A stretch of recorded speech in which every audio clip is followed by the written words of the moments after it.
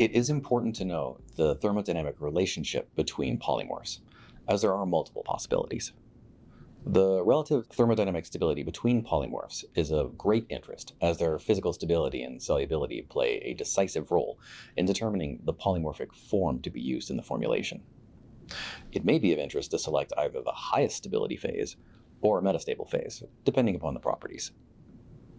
Any two given polymorphs that can transition in the solid state will have either a monotropic or an enantiotropic relationship. A monotropic relationship occurs when one of the polymorphs is stable over the entire relevant temperature range. In the case of an enantiotropic system, there's a transition temperature at which the free energy between the two polymorphs is equal and occurs below the melting point.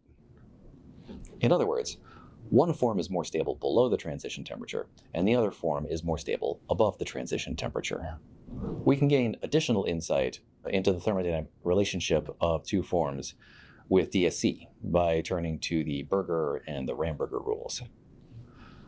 The heat of fusion rule states that if the higher temperature melting polymorph has a lower heat of fusion, then the two polymorphs are generally enantiotropic.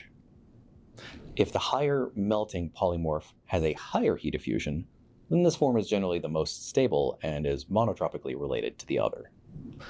Oftentimes, the DSC trace can show phase transitions from one polymorph to another.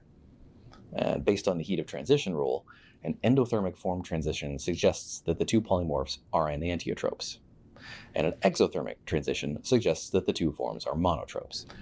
If one starts with the stable form, it is impossible to obtain the metastable form by thermal activation method when using a monotropic system.